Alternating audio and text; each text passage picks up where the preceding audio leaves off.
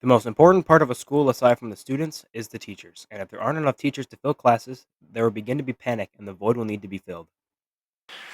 We've hired 3 new teachers this school year. Mrs. Palmieri will be teaching American Literature and Composition 2.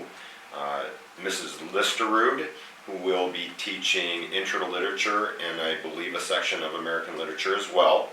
And then, last but not least, Mrs. Pins.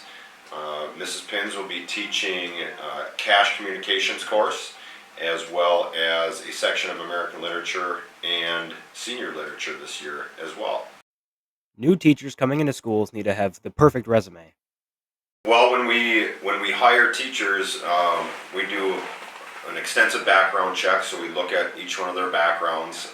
They come to us with different skill sets, of course, depending upon what their skills are and where they fit within the English department is also a consideration for us for sure. Well, we do our best to make sure that whoever we bring into the school is going to be a good fit for our culture. They're hard workers, they care about students. The thing about Spectrum offering college level courses is that in order to run those courses, the teachers teaching it have to be qualified to teach that level of a course. We did not have a candidate that met the qualification standards to be able to teach the cash communications course. That is why we actually went back to Mrs. Johnson, who had resigned from her position last year to move on to a different position this summer teaching at a college. When so many teaching positions open up right before a new school year starts, it can be very overwhelming and nerve wracking.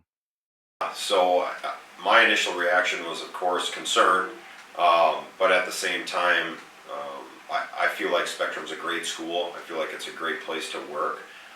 So I always know that there's people out there, there's candidates out there that are qualified, have the skill set that we're looking for, and we've just got to get that communication about those open positions out in front of those people.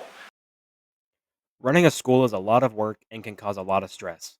This has been Teddy and Tucker, Noise News.